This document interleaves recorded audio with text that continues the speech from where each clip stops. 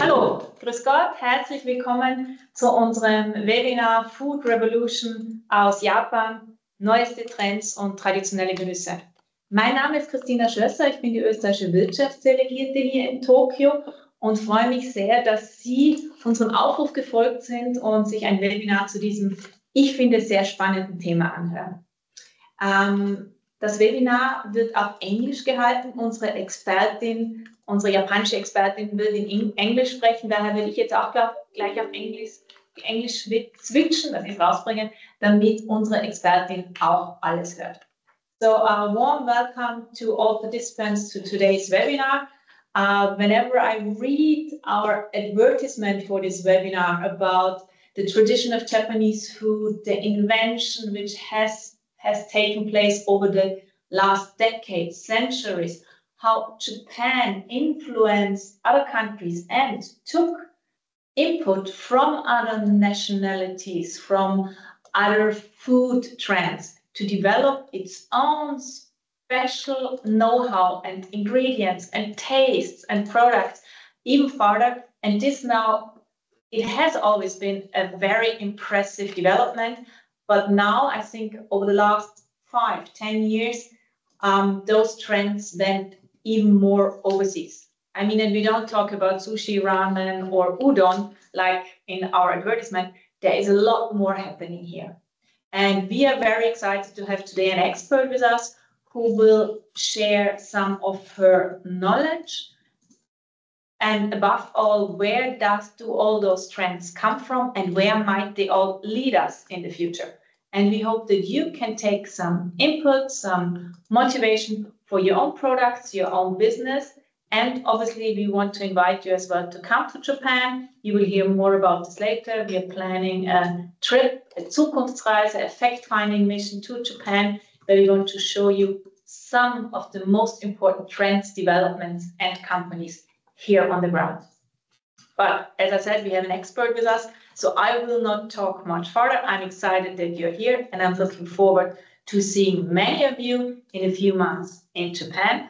I now hand over to my colleague here in our office, im AußenwirtschaftsCenter, Ms. Noriko Matsumoto. She is our expert in the team, everything regarding to food, drinks, culinary journeys, and everything which is connected with food in Japan, which is not only the food itself, the product, but it's hospitality, it's how people value the producers and everything which is connected with not only eating, but spending time together and having an experience. And I think that's what food in Japan is all about. It's an amazing experience, including as well all the drinks, sake, but there's as well beautiful Japanese wine. We can tell you about this as well. So now I hand over to my colleague, Ms. Noriko Matsumoto. She will give you a few more house rules about our webinar and which information we can provide you as a follow-up. So thanks for joining us, and I'm already excited about what our expert will tell us later. Thank you so much. Vielen herzlichen Dank und ich wünsche Ihnen ein interessantes Webinar. Ms. Matsumoto. So, thank you for introducing. Good morning, Austria. My name is Noriko Matsumoto, and I will be guiding you through this webinar for about 1 hour, sorry. Please note that this webinar will be recorded and made publicly available to all participants via the YouTube channel of AußenwirtschaftsCenter Austria. In a few days, we will send you the link to the recording along with the shortened version of today's slides. Please note that we will have time for questions during the Q&A session. Please switch on your microphone and camera and briefly introduce yourself in English. You can also submit your questions in the chat at any time during the webinar. Questions that we cannot answer during the session will be answered by email. If you prefer not to ask your question publicly, you can also email us after the webinar. Today's agenda includes a presentation by our speaker, followed by a Q&A session. So we are pleased to introduce our speaker, Ms. Yukako Saito. She holds a Master in Food Culture Communication and Marketing from the University of Gastronomic Sciences in Piemonte, in Italy. Her research focuses on food spirituality, and the concept for eating for peace. In 2014, she became the first non-European entrepreneur recognized by the Italian government's Innovation Startup Program, leading to the founding of GEN Italy in Milan and GEN Japan. And in 2021, she expands her focus to soil ecosystem regeneration and sustainability across food, fashion, and housing by establishing Genoa Consortium. After closing GEN Japan, she co-founded GEN LLP Japan in 2024. And now to our presentations. So please welcome Ms. Saito. Stage is yours. Thank you. Thank you for kind introduction, Matsumoto-san. And hello, everyone. Guten Morgen. So thank you for this opportunity. Let me start to share my slide here. Can you see? No problem. Okay. So I want to begin by expressing my sincere gratitude to everyone at Advantage Austria Tokyo for making this amazing event happen. So I'll be speaking about food revolution from Japan and sharing my insight into how Japanese food culture is innovating and expanding globally. So to start, let me briefly introduce myself. So I'm joining you today, actually from not too far from Austria, from Italy, from Piemonte, so where I'm based for 12 years now. So I co-founding service director of GEN for now, and alongside architect Tono Mirai. So we are kind of the collective team for the creators and the professional. So GEN is dedicated to the creating place that foster innovation of ecosystem across various regions, both in Europe and Japan. So before founding GEN, my journey began in the field of gastronomy. So that's why I was, kindly invited today. So I founded a genuine education network. In short, we call it GEN. So GEN is initially focusing on Japan's ancient culture and traditional ecological knowledge, which is called TED. But soon we expand into the encompass not only food, but architecture, craftsmanship, and much more. And we began offering a very unique, holistic, course to the institution, to the professional worldwide, and paving the way for the next step for the creation of the GEN. So maybe over the past few years, one of my achievement with GEN has been probably developing this wonderful global network connecting the participants from all over the world, more than actually 30 different countries. And then I could connecting with them, not only connecting, actually much more deeper, like engaging with them to the top tier Japanese food producers. So we've acted as a bridge between Japan and the world, helping to elevate the global recognition of the value of Japanese food culture. Then additionally, we've worked to highlight in the sustainable aspect of Japanese tradition. So I will mention about sustainability today. Okay, then let's dive into the topics today. So I'd like to begin by discussing Japan's growing international brand value. So this is, I myself quite amazed by this result. But last year in 2023, Japan was ranked in the #1 for the first time in a global brand image survey. So this ranking highlights how Japan is viewed worldwide.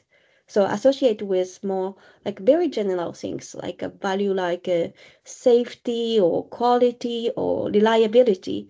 So however, this perception contrasts sharply with Japan's current economic reality because it's very pity to say, but our wages and then probably average incomes household have been significantly declined, compared to the 20 years ago. And the Japanese yen is quite cheap and it's really undervalued now. So despite these economic challenges, Japan continued to be highly regarded culturally and socially. And I believe that the value of Japanese food has played a significant role in enhancing its global images. It's actually true because Japan cuisine has been recognized as a UNESCO intangible heritage under the term of washoku. So washoku is the general term to describe the Japanese food. But while dishes like, sushi and tempura is you familiar, but actually what the UNESCO recognition specifically honored is this very simple, this simplicity and the wisdom embodied in the type of meal called ichiju sansai. So now you see the photo.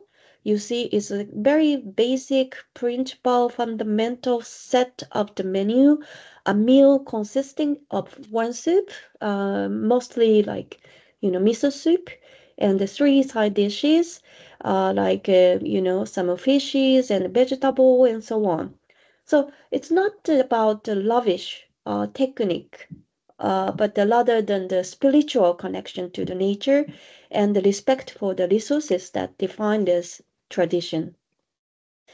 So nature and respect could be really the core of Japanese images. Then while Japan food culture often seen in the animes or many movies, is spreading worldwide, this kind of daily life images. But it's not just the cuisine, but also the deeper cultural practices that are gaining attention too. So those are the book, Japan-related book, what I could find out in the Italian bookstore. Maybe in the same in Austria, I guess. But for example, everything from like a bonsai to the forest bathing, which is called Shinrin Yoku, and the Reiki, it's like a methodology of the therapy. So those are reflecting the global fascination with ancient Japanese spirits. So I personally feel that the people are maybe finding answer to a new way of living. And one of that's a simpler, more encouraging, deeper, self-reflection. So within Japanese tradition, especially as a response to the excess of probably capitalism, something like that. Despite this, I have to tell you that what is happening behind this rising global recognition of Japanese food and brand. Despite this, Japanese food producer face significant challenges in the economy. Why? Because the younger generation of consumers are traditional food is really declining. They've been changing their diets. It's more like westernized, so now they go for pizza and pasta instead of, sushi and washoku. So of course it's popular as a street food, but those like high-end premium food producers are quite suffering. I mean, And then it's also true that other side of the reality, you see those products on the screen, they are quite common and distribute, maybe in a normal supermarket, even in the European stores. But many products are labeled up as a Japanese, but not actually made in Japan. So mostly are made in EU or somewhere else, because the food like a miso and soy sauce are now locally, common and produced, by the local company. And then of course brand like a Kikkoman, or you see like a Mikado from the Guriko, those are like a Japanese origin, but often modify their product to suit over, a European market, and resulting in noticeably different taste. So I see these evolutions of local production of Japanese food in EU is actually positive way, which is good impact for, for the environmental, perspective, because it's reducing the CO2 for the transportation. But maintaining authenticity while localizing production is also important. So while there are plenty of YouTube video and online resources available, but I believe it's essential to experience the authentic taste. Otherwise, you cannot understand that what is the genuine production process, and see the production site, where these foods are made is quite important. And there is also another reason, difficulty of the transportation, especially high quality prestiges like fermented food, because those products are appreciated as a living food that don't fit well of a long shipping process, because making them almost nearly impossible to have the same taste and also same value, because a lot of microorganisms still live inside of this food. So those food are only by experience Japan directly can we merge this authenticity with the strengths of the local culture to create something truly unique. So other things I will mention about tourism. So that's it's good side and also bit negative side. So maybe that's global recognition increasing to make really a boom of inbound tourism now, and Japan is kind of like a top destination of the travel, and which is probably lead to the unprecedented. It's maybe the highest in the post-war. Second, so those tourists are mostly now repeater than increasingly seeking out something more like a hidden and authentic cultural experiences beyond the usual spots like Tokyo and Kyoto and Osaka, those mega city. It's easy to access, but actually there's much more in the hidden side. So this slide show you how those non-Japanese tourists search Japan for the specific keyword. I'm very impressed by that. Those are like the wide range variety of the phrase, and from the agriculture technique and the school meal practices, which are mostly, unfortunately, not touristic activity at all. So it's not easy to experience traditional practice like this, such as like mochi pounding. I got so much request, but which is often seasonal and maybe only happen in the New Year's time. So as a result, visitors may not always be able to witness this event when they travel to Japan. So to preserve the cultural significance of this tradition while meeting growing demand, Japan needs more cultural storyteller and interpreter as well. So professional who can not only translate the languages, but also convey the deeper history and the meaning and spirit and the story behind those events. So it's getting really deeper and deeper right now. So in addressing both domestic and international challenges, the key probably you see that how to preserving genuine Japan. So genuine is very important in many sense. So now I hope you may ensure why I choose the name of genuine education for my company. I firmly believe that preserving genuine authenticity is not just about safeguard of tradition, but it's also a driving force to the global innovation. So move to the innovation topics now. Okay, so here is I start from the traditional things, but it's also the seed of the innovation.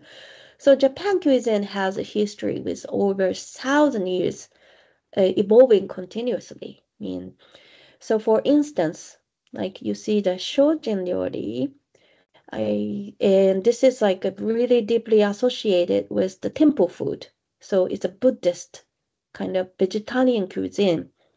It's a deeply educational form of cooking that emphasizes the respect for all our life, living matters. So over time, technique developed to make the most kind of a limited and seasonal ingredient and creating a dish like ganmodoki, you see in the bottom. So ganmodoki is a very interesting traditional food, but it's a tofu-based, fried tofu-based dish that imitate the texture of the duck meat actually. So it's quite juicy, and then all the the taste in the mouth, you feel like you eating like much more than soybeans. So today such a technique have inspired like a plant-based innovation and a food technology. You see such a tofu-based vegan burger in everywhere today. That is, I think, it's kind of Shojin Ryori has much more technique and technology. So other topics, I can say importance is in the well-being attention. So Japan eating habit has also gained global attention for promoting longevity. So in terms of the Blue Zone, have you ever heard about that? The Blue Zone refer to the region where people live exceptionally long and healthy lives. So it's like, all the granny are smiling and really working actively, even in age 100 years. So particularly Okinawa is famous. And then I think the very famous book was written also called Ikigai, that is researched by those local community in Okinawa. So researchers have found that it's not just what the Japanese eat, but also how they eat is important. And then practice like eating until 80% full, known as a term called hara hachibunme. Yeah, it's become like a part of the global lexicon and a mindful eating habit, much like a Zen and yoga now. So sustainability has long been a built aspect of traditional Japanese food practices. Also, so you see a lot of zero waste concept and in the Shojin ryori again. So is there's nothing is wasted, and vegetable peels and everything like a seed, using for for the appreciated for ingredient, and then you see light in the top. This is like a byproduct of sake. It's called sakeri. Sakeri is also quite commonly used for like pickling the vegetables or many things, even like fish. And the fish itself, we also have really consumed entirely from the top to the tail. And then including like, this is a really bit, extreme example maybe, but it's a fugu, it's a bowfish, but balloon fish. So it's a fermented fugu fish roe. Usually it's quite, afraid because it's toxic. But we have a technique to detoxify over 3 years of fermentation. And then this is actually, it's really appreciated, and it's a good pairing for sake. So these practices highlight Japanese zero waste mindset, I think.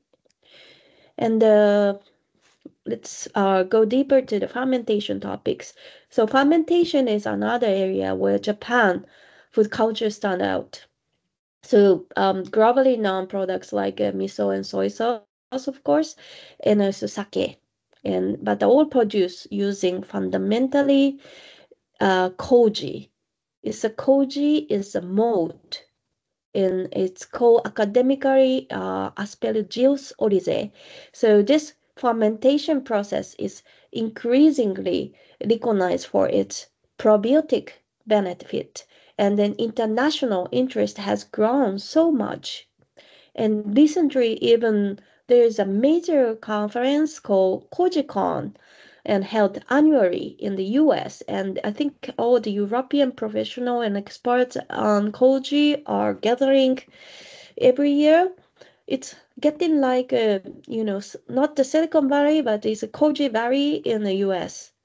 So because while it's become familiar for the people in Europe to make a homemade miso and soy sauce as a for the healthy value or probiotics value, the next trend I will likely be an increase of those who produce koji around the world. So, but koji is very difficult to produce it. Although managing the koji fermentation process can be very, very required high, technique and care. The temperature control and maybe environmental control is crucial. So, but I frequently receive, inquiry for like where I can buy the koji spore, because many are willing to challenging to produce the, koji by themselves.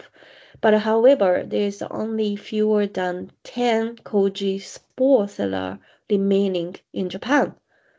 So if these few remaining koji spore seller were lost, it could lead to the disappearance of traditional foods like miso, soy sauce, sake, and everything. So it is like a very, very serious concern to me. So I hope that research, international research in support for such industry will continue to grow internationally, ensuring the preservation and the development of these vital traditions. So beyond the fermentation, another critical element of Japanese cuisine is probably dashi. Dashi also really are spotlighted in the sake of umami innovation, and umami is probably great replacement of the salt and the other, the condiment as well. So dashi is stock, like a broth. Made from the various ingredients actually, but commonly we use dried kelp and maybe katsuobushi. Katsuobushi is right hand side. You see the dried bonito. So each region has own recipe and own variation of dashi, and there's a lot of umami compound. It's the fifth taste, discovered by Japanese scientists, and then it's quite common. Umami is not contained only in Japanese ingredient. It's also contained in many European, like Parmesan cheese and even tomato.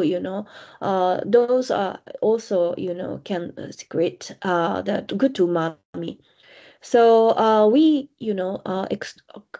extract those umami essences from those ingredients to make a really Japanese important flavor of base. Before we adding like soy sauce and miso, it is quite important to have this dashi, because I have sometimes, ramen or miso soup in the Japanese restaurant in EU here, but I can immediately tell when the dashi isn't properly made, because the flavor kind of lack of, depth, and, it's a missing umami. So overall, it just feel like something unsatisfying, So the essence of umami come from like, glutamic acid and maybe inostic acid, and it's been found that when the two combine, they create the synergetic effect, and hence the umami flavor in many times over. So dashi is also crucial because it reduces the need of excessive salt. I told you that you don't need to add so much things, so you can keep the dishes simple and healthy. And then, but to give really good, sense of fullness and satisfaction too. So nowadays, many chefs around the world are expressing a strong interest to the dashi, and then they are asking me to organize this type of, gastronomic-oriented program more for the high-end, professional. And then we organized a comprehensive course for fermentation, so including dashi and miso and fermented food for fewer times a year. And then when I started, actually I didn't expect that much to have attention from those like top Michelin, star chef participant to the course. But actually it is. And then the Japanese producer was really thrilled as well, because as I told you that the Japanese market of those traditional food is shrinking, and then, but likely so the opportunity to explore like a new possibility in outside of Japan. So I believe that connecting people eager to learn about authentic technique with traditional Japanese producers and local community can lead to the dissemination of Japan's wisdom to other regions. So um, then I really hope to contribute to improve the global health and sustainability too. And when we ask to those top Michelin chef, who participant in our program, what aspect of Japanese cuisine impressed them the most? Their response often, go beyond like just delicious or, oh, it's beautiful. Instead, they frequently mention these three particular keywords like meticulous and harmonious and devotion. So when I hearing those words, which reflected an appreciation for the subtle but something not immediately visible. So makes me feel that the essence of really a deep, authentic Japanese cuisine value has truly been conveyed. So it motivates me a lot if I hear this type of feedback. Then I feel like, okay, I should continue this work. So I hope all of you will have the opportunity to experience this depths of Japanese culture firsthand, maybe with the advantage of Austria next month. And then I hope you can reach to this point. So I think we still have a little more time, so let's continue on, unless we end. So another things I want to tell you as a very interesting phenomena, let's explore this also about innovation. I want to introduce you the term called NUS. NUS is a stand for like neglected, underutilized species, a term from like biology, but it's exactly this type of food that are now gaining attention in Europe as a novel food. So novel means like a new food, because under the EU regulation, they don't recognize it as a food, but now they turn their policy to, describe it as a novel food. For example, there is a kind of troublesome invasive plant called knotweed. So, in ecosystem perspective, this is probably, it's really danger, and they don't see it as a food. But actually, this plant has been traditionally consumed in Japan for the delicious, tsukemono pickles. So once the Michelin, I think the Spanish chef came to Japan, found out this, this plant could be edible. And then I think the Mugaritz chef had started to use these plants, of course, in Spain, for his dessert, because the stem part has a very nice, like a licorice type of bitter and sweet taste. So, and then the dessert dish is become kind of signature of his dishes. And then another example, probably in the light in the top, you see the chestnuts. It's a picture. It's a horse chestnut or Indian chestnut. It's called in Europe. So it's contain a lot of saponin, and then it's very bitter. So European people say it's not edible. However, in some region, north region of Japan, they developed a way to make those all saponin out, through the really longer process of soaking the chestnut in the water, and then make it this inedible ingredient to edible. So this is also, great way of, contributing to the biodiversity on the table. And then maybe the seaweed. Seaweed is a very, very prominent example of type of this trend. And of course, seaweed is commonly eat, and we have a long history of seaweed food culture, but not that much. Some part of maybe North UK has, or some part of South Italy has, seaweed as a food with some tradition, but it's really very remain. But while seaweed is not, not recognized as a food in the many country, it's currently at the forefront in the innovation in Europe. There's a lot of startup of this, seaweed farming, but because not only for the food, but being explored as a other value, like a potential solution for the climate change. And the recent research has shown that adding the seaweed for the cattle field can reduce the, amazing rate. It's more than 80% of methane emission, and which has led to the significant investment in the seaweed farming facility, for instance. Maybe the Nordic country, Denmark or somewhere, has attracted like 100 or even like a billion of investment to cultivate a type of nori seaweed. It's particularly suited for the livestock feed.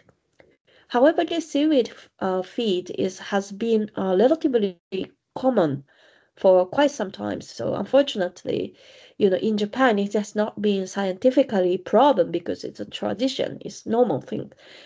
And then if it were future in international paper, it could be, has appealing more to the global market for the investment, but unfortunately it's not happened. So in Japan, for example, also, common to use like a sake leaves, I mentioned, like a byproduct of the sake, because that's also good for like, a probiotic, effect to give the cattle to maintain their health. So this probably not yet discovered. I believe I could also, contribute to the reducing the methane emissions or whatever for the climate change. So it will be very interesting if one of you, research this, in the future. And the seaweed is also gaining attention beyond the food industry, being used in the packaging materials, and also for the fashion and the cosmetic. So, however, many Japanese, traditional seaweed producer, again, they are in really facing to the difficult situation and really are not yet spotlighted. So I'm sure those companies may have the potential to spark new innovation with European partners. So I hope to uncovering these opportunities so company can collaborate with people like you to develop the new production and research, allowing them to thrive on the global stage. So I hope we still have time. Okay, so one last innovation tips I'd like to deliver. This is about Japanese architect. You might say this is not connected to the food, but yes, it's connected to the food. So let me explain. So in traditional Japanese architecture, using this type of raw earth, for the wall in the space to create. So raw earth mean like a construction technique of using fermented soil. With the plant fiber, we use a lot of straw to put, and then maybe like leave it like a half a year to make it completely decompose to make a very smooth, fermented soil to use it for the space. And then because it's not terracotta or it's not really processed. So mean like the soil has a lot of living microorganism, and then it still have a lot of beneficial microorganism in the space too. So such a relationship between architecture and the microorganism is being studied in European institution or even like global institution. And there is a research theme called MOBE. So MOBE. So it's a microbiome of built environment. So now they try to I think many of the top scientists or top architects to creating like a much more, interaction with the human body and the space. And in the sake, this raw earth technique is a quite, innovative way of using like a natural material. So this is why, even traditional miso and soy sauce are made in such a wall cellar to keep the process of a natural and eco-friendly way. So as well are, fragile, but in the risk of Japan, as you know, a lot of earthquake. But when these structures are demolished, they are full biodegradable. So actually, it's become a great fertilizer. If I use this raw soil after, um, if the house destroyed, even that the wall can, contribute to the, circular ecosystem.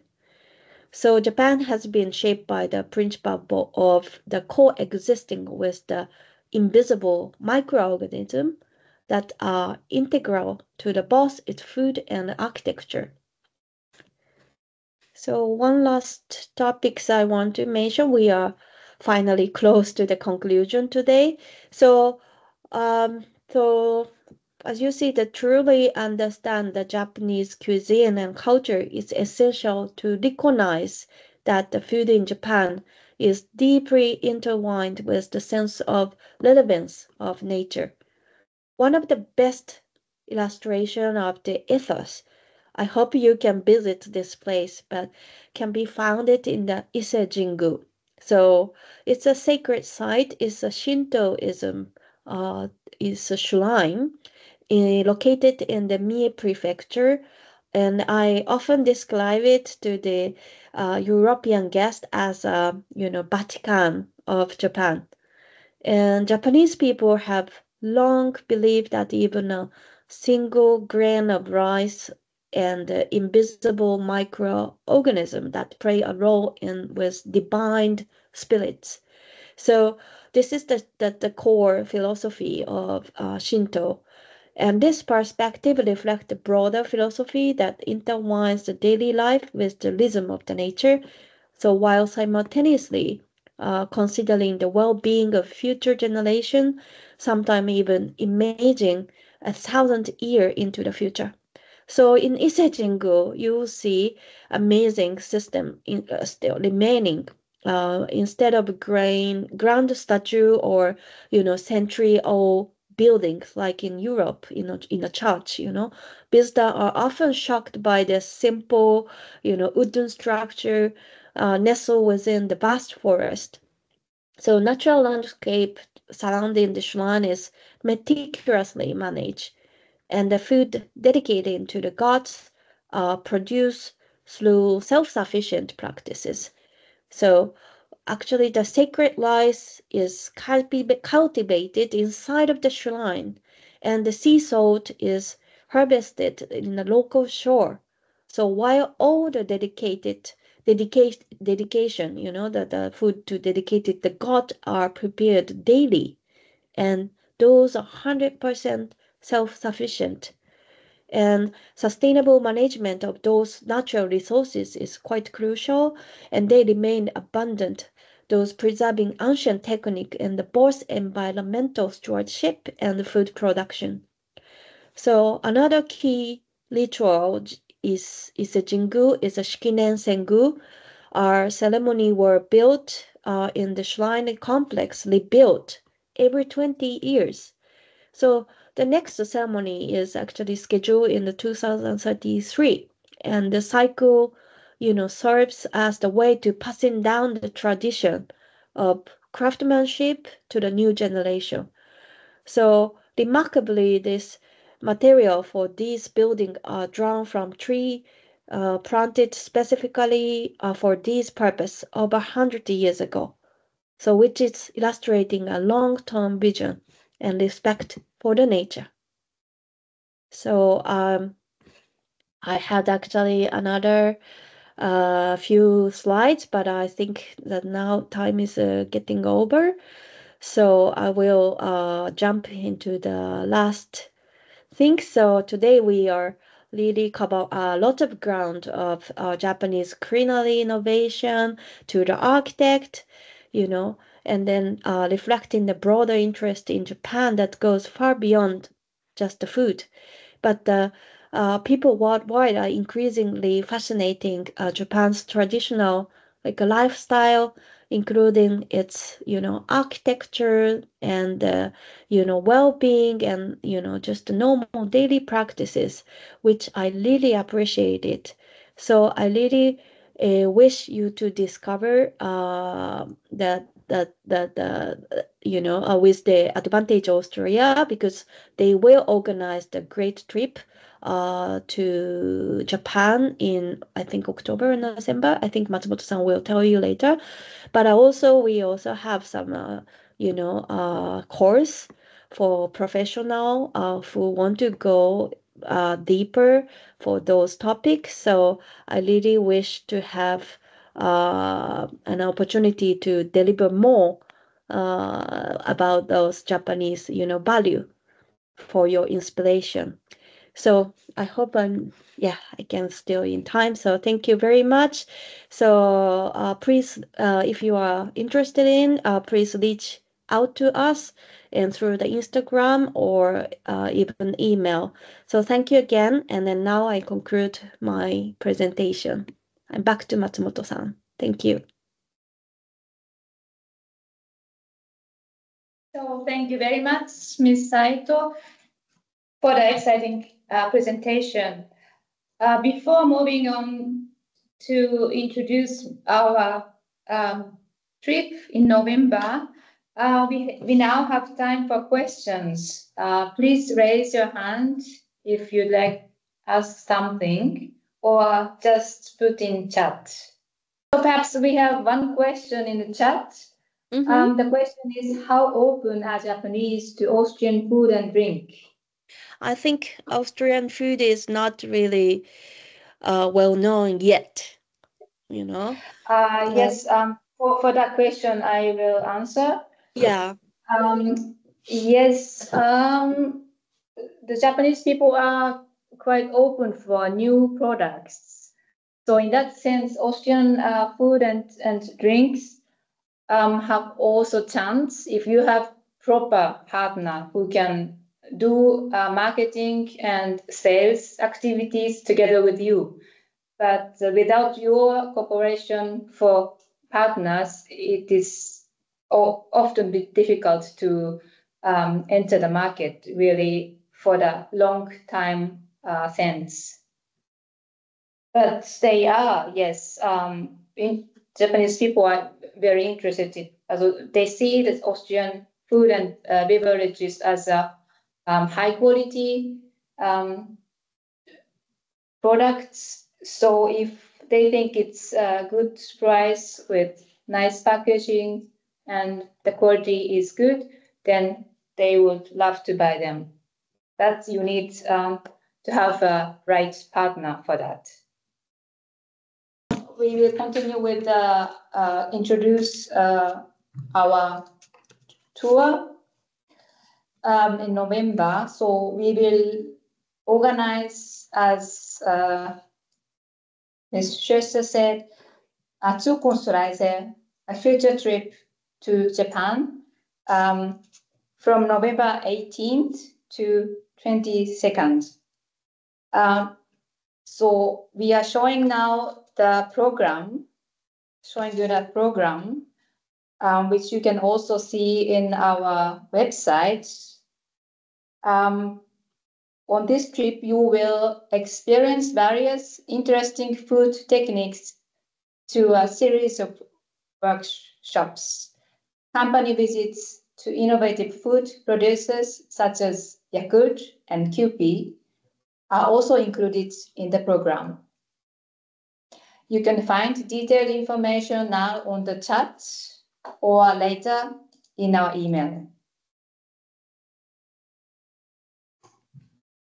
Yes. Okay. So the program you can see later, perhaps at our website. So thank you very much for listening, and we look forward to your registration for our upcoming Future of Food Zukunftsreise events, and we hope to meet you in person in Japan this November. Thank you very much. Thanks for your time.